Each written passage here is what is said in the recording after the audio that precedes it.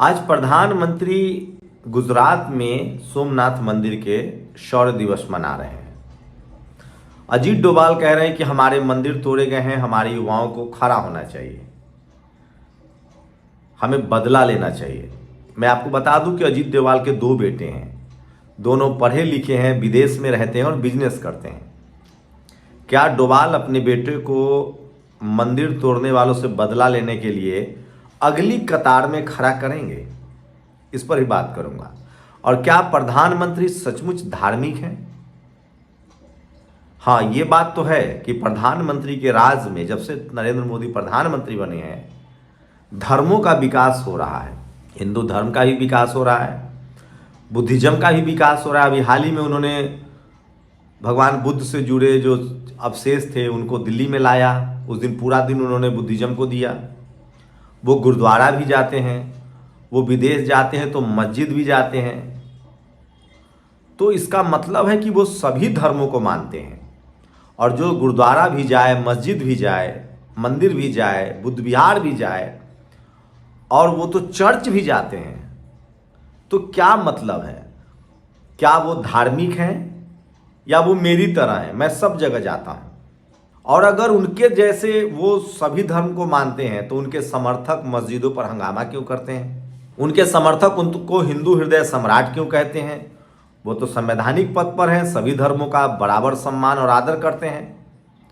तो फिर उनके समर्थक मुसलमानों पर हमला क्यों करते हैं? मस्जिदों पर कब्जा करने की बात क्यों करते हैं? मस्जिदों के सामने जाके डंका क्यों बजाते हैं? चर्च पर क्यों हमला करते हैं? क्रिश्चियनों पर क्यों हमला करते हैं? वो बुद्धिस्टों को बुद्ध विहार क्यों नहीं सौंप देते हैं?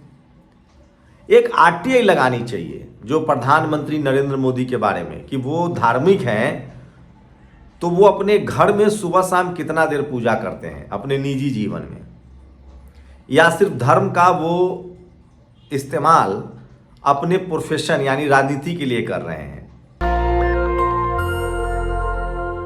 मुझे लगता है कि वो सभी धर्मों का सम्मान करते हैं ताकि सभी धर्मों का वोट उनको मिले, क्योंकि उनकी राजनीति है, वोट राजनीति उनका पेशा है। राजनीति करते हैं ताकि वो प्रधानमंत्री बने रहें। अब उनको वोट देने वाले से मेरा सवाल है कि प्रधानमंत्री के जो कट्टर समर्थक लोग हैं, जिसमें सबसे पहले है मीडिया, तो मीडिया में काम करने वाले पत्रकारों के पास पैसा है। बहुजन पत्रकार नहीं है या शंभू नहीं है कि उसके पास पैसा नहीं है। वो टीवी अखबार में नौकरी करते हैं। सुधीर चौधरी की सैलरी तो 15 करोड़ रुपए सालाना है। चाहे अंजना हो, श्वेता हो, इन सब की सैलरी करोड़ों में है सालाना। तो वो तो प्राइवेट हॉस्पिटल भी चले जाएंगे, अपने बच्चे को विदेश पढ़ा लेंगे। मैं ये सवाल उन हिंदुओं से पूछना चाहता हूं जो मोदी जी को कट्टर हिंदू के नाम पर वोट करते हैं कि क्या आप अपने बच्चे का इलाज सरकारी अस्पताल में करा पाएंगे? क्या आपके पास पैरवी है? क्या आपको बेड मिल जाएगा? आप अपने बुजुर्ग, देखिए ये मत कहिए कि अस्पताल नहीं जाना पड़ेगा। अमित देवगन ने कहा था कि जो अयोध्या जाएगा वो अस्पताल नहीं जाना पड़ेगा। ये भी बात सही साबित नहीं हुई। आप किसी भी धर्म के मानते हो, बीमारी जीवन का हिस्सा है, अंग है। आप बुजुर्ग हैं तो बीमार पड़ेंगे, आप बच्चे हैं तो बीमार पड़ेंगे, आप अधेड़ उम्र के हैं तो भी बीमार पड़ सकते हैं। तो उसके लिए तो आपको अस्पताल चाहिए। तो आप अपना जेब टटोल लीजिए कि क्या आप प्राइवेट अस्पताल में जाने की स्थिति में हैं, या सरकारी अस्पताल में आरएमएल, एम्स या देश के किसी भी सरकारी अस्पताल में आपकी पहुंच है कि आप अपना बेड अलॉट करा ले, भर्ती कर ले। मान लीजिए आप सब्जी बेचते हैं, ठेला चलाते हैं, रिक्शा चलाते हैं, मेरे जैसे गरीब बहुजन पत्रकार हैं। सुमित चौहान को देखिए, वो बहुजन पत्रकार हैं। 40 लाख रुपए इलाज का खर्चा है, वो नहीं करा पा रहे मेदांता में। तो वो तमाम लोग जो दलित, पिछड़े, किसान, आदिवासी, अल्पसंख्यक हैं, वो अपना अपना जेब टटोल ले कि क्या आप प्राइवेट अस्पताल में इलाज कराने में सक्षम हैं? अगर आपके पास आयुष्मान कार्ड है, मान लीजिए आपके पास आयुष्मान कार्ड है, तो क्या आप आरएमएल, एम्स या पीजीआई चंडीगढ़ या एम्स पटना या देश के किसी भी एम्स हॉस्पिटल में आपको साधारण तरीके से बेड मिल जाएगा, आपकी भर्ती हो जाएगी? दिल्ली में तो लोग अस्पताल के बाहर भटकते रहते हैं।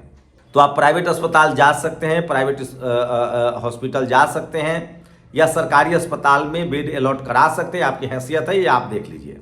पहला सवाल। दूसरा सवाल, जो भी मोदी जी के समर्थक चपरासी से लेकर चीफ जस्टिस तक है, जो हाई कोर्ट सुप्रीम कोर्ट के लोग हैं, जो मीडिया के लोग हैं, जो जुडिशरी के लोग हैं, वो प्राइवेट में भी सक्षम है और सरकारी अस्पताल में बेड अलॉट कराने में भी सक्षम लोग हैं। मैं उन दलित, पिछड़े, किसान, आदिवासी, अल्पसंख्यक जो 90% आबादी है, जो 5 किलो राशन पर 80 करोड़ लोग जिंदा है, जो लोग 40 करोड़ इस देश के सिस्टम से बाहर हैं, उनसे पूछना चाहता हूं, क्या आप अपने बच्चों को पढ़ा लेंगे विदेश भेजकर? क्योंकि आज ही रैंकिंग आई है, टॉप 500 यूनिवर्सिटी में भारत का एक भी यूनिवर्सिटी नहीं है। मोदी जी ने सबसे ज्यादा मंदिर का दौरा किया और विदेश का दौरा किया है। अगर कोई आरटीआई लगा के पूछे तो ये बात सच साबित होगा। सबसे कम वो कॉलेज यूनिवर्सिटी जाते हुए दिख रहे हैं, सबसे कम वो अस्पताल जाते हुए दिख रहे हैं। उनको जिस हिसाब से, अब जिनको जिससे वोट मिलेगा वही काम करेंगे। उनको विदेश दौरा सबसे ज़्यादा करते हैं, मंदिर सबसे ज़्यादा जाते हैं, मस्जिद भी जाते हैं, गुरुद्वारे भी जाते हैं, वो बुद्ध विहार भी जाते हैं, चर्च भी जाते हैं। मतलब धार्मिक जो नैरेटिव है, धर्म के नाम पर जो राजनीति है वो सबसे ज़्यादा करते हैं। अगर वो धर्म के नाम पर राजनीति नहीं करते हैं तो वो पब्लिक पर्सनल लाइफ में कितना घंटा पूजा करते हैं वो बताएं। हिंदू धर्मावलंबी में मान्यता है कि माता पिता के निधन के बाद बाल मुड़वाने पड़ते हैं, उन्होंने नहीं मुड़वाया। मैं पक्का जानता हूं वो एक भी अंगूठी नहीं पहनते हैं, वो काला धागा भी नहीं बांधते हैं। इसका मतलब वो बहुत वैज्ञानिक सोच के हैं। बस जैसे मैं दारू नहीं पीता हूं लेकिन मैं दारू की दुकान चलाता हूं, ये भी संभव है ना। मैं मिठाई खाता नहीं हूं लेकिन मिठाई बेचता हूं। तो ये मत समझिए कि जो आदमी दारू की दुकान चला रहा है वो दारू पीता ही होगा, ये बात बिल्कुल अलग है। तो क्या प्रधानमंत्री नरेंद्र मोदी व्यक्तिगत जीवन में 4 घंटा सुबह 4 घंटा शाम पूजा करते हैं कि नहीं? ये बात तय है कि वो सारे मंदिर, मस्जिद, गुरुद्वारा, चर्च जाते हैं क्योंकि वो सभी धर्मों का सम्मान करते हैं और सभी धर्म के लोगों को उनको वोट चाहिए। तो मैं सभी धर्मों के गरीब लोगों से गुजारिश कर रहा हूं कि आप लोग अपना अपना जेब टटोल लीजिए। और इस देश के युवाओं से पूछ रहा हूं जो पढ़ लिख गए हैं, दलित, पिछड़े, किसान, आदिवासी, अल्पसंख्यक हैं, नौकरियां खत्म हो रही है, रिजर्वेशन खत्म हो रहा है, मोदी जी की प्रायोरिटी में जॉब नहीं है। कॉर्पोरेट सेक्टर के लोग सोच लें, क्या आपकी सैलरी बढ़ रही है? इस देश के किसान, मजदूर, क्या आपके बच्चे पीढ़ी दर पीढ़ी सफाई कर्मचारी रहेंगे, मजदूर रहेंगे, या वो पढ़ लिख के IAS, PCS, collector, SP, DM, engineer बन पाएंगे? ये आप अपना अपना देख लीजिए भाई। रही बात पढ़ाई की हो गई, दवाई की हो गई, नौकरी का और काम का। पढ़ाई और दवाई तभी होगा बच्चों का या बुजुर्गों का जब आपके पास रोजगार होगा, नौकरी होगी। तो आप देख लीजिए, जर्मनी विदेश, अबू धाबी विदेश जाके आप कमाने में सक्षम हैं। क्या इस देश में आप बेहतर कर पा रहे हैं? क्योंकि इस सरकार की प्राथमिकता में पढ़ाई लिखाई, स्कूल, अस्पताल, दवाई और रोजगार तो नहीं दिख रहा है, क्योंकि उनका एजेंडा अलग है। उनको जिससे वोट मिल रहा है वो उस एजेंडे पर चल रहे हैं। अब जो युवा हैं, जो मेरी तरह युवा हैं, मतलब मेरे जैसे फैमिली बैकग्राउंड का, मैं युवा हूं नहीं, मेरी उम्र हो गई। क्या आपके फैमिली बैकग्राउंड में जमीन है, बिजनेस है? क्या आप विदेश शिफ्ट हो सकते हैं? क्योंकि 19-20 लाख लोग जो अमीर थे विदेश चले गए। वो अपने बच्चे को ज़्यादातर विदेश पढ़ाते हैं, वो अपना कारोबार यहाँ करते हैं। आमिर खान, ये तमाम जो सेलिब्रिटी, आमिर खान, जो ये तमाम बड़े बड़े लोग विदेश, जो बिजनेसमैन है, जो फिल्मकार है, जो खिलाड़ी है, जो मोदी जी के समर्थक हैं, वो सब सक्षम है और सब अपने बच्चे को विदेश पढ़ा रहे हैं। इवन मोदी जी के मंत्री भी, विपक्ष के भी नेता, तो सारे बिजनेसमैन, सारे खिलाड़ी। देखिए विराट कोहली शिफ्ट हो गए लंदन में, पैसा है, शिफ्ट हो सकते हैं। आपके पास भी होगा तो हो जाइएगा।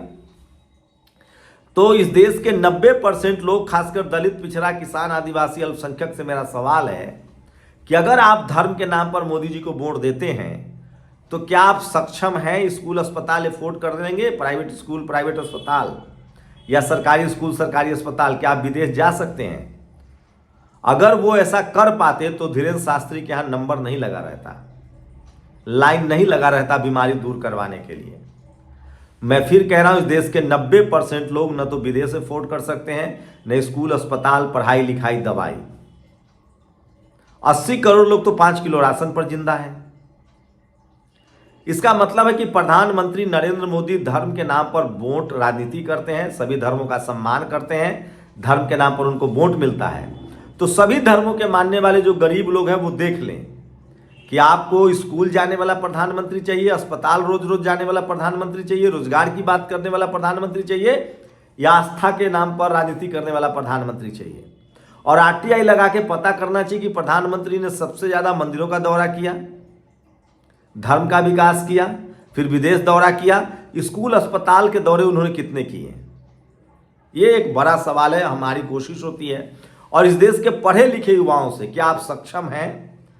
मैं SC ST OBC को कह रहा हूं, नौकरियां खत्म हो रही है, सरकारी नौकरियों के लाले पड़ रहे हैं।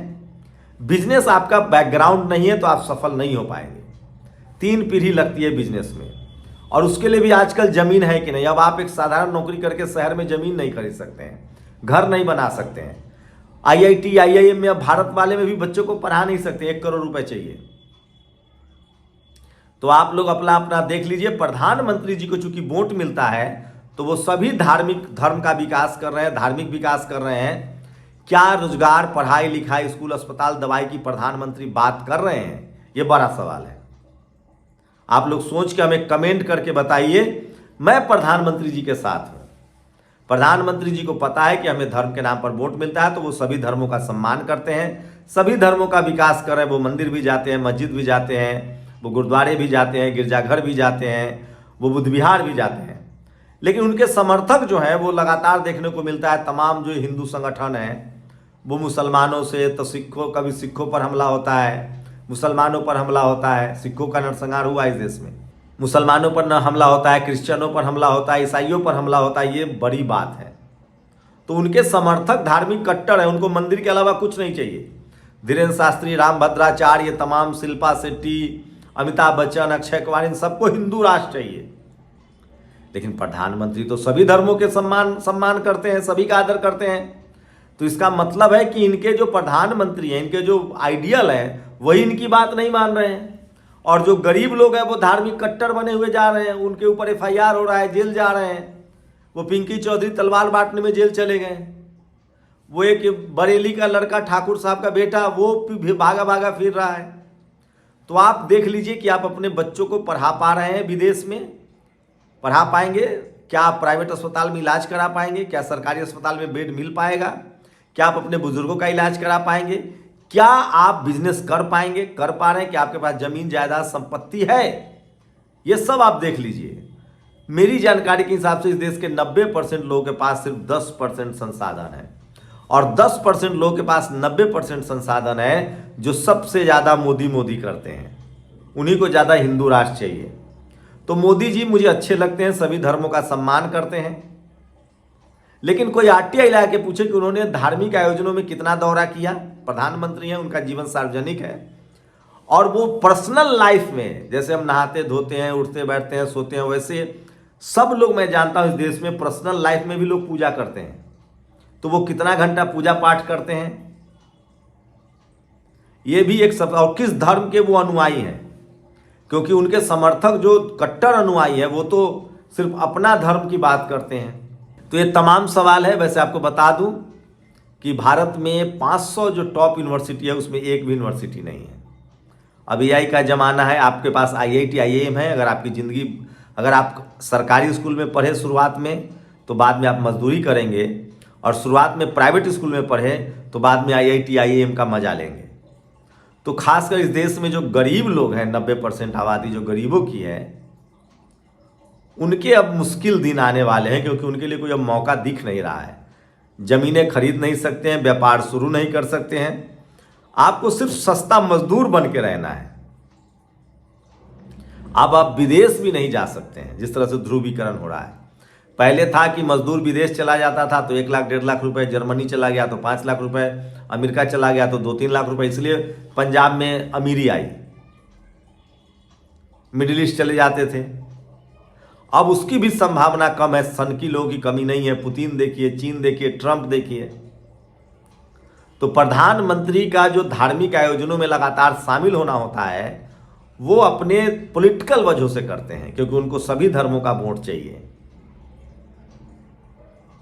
लेकिन सवाल है कि क्या आपकी जिंदगी बेहतर हो रही है? सरकार चुना था आपने पढ़ाई लिखाई, स्कूल अस्पताल, दवाई के लिए, देश की सुरक्षा के लिए। क्या हो रहा है? शुक्रिया। दस्तक की आपसे गुजारिश है कि अगर इसको बचाना चाहते हैं तो नेशनल दस्तक को सब्सक्राइब करने के लिए रेड कलर के सब्सक्राइब बटन को दबाएं, फिर बेल आइकन की घंटी दबाएं।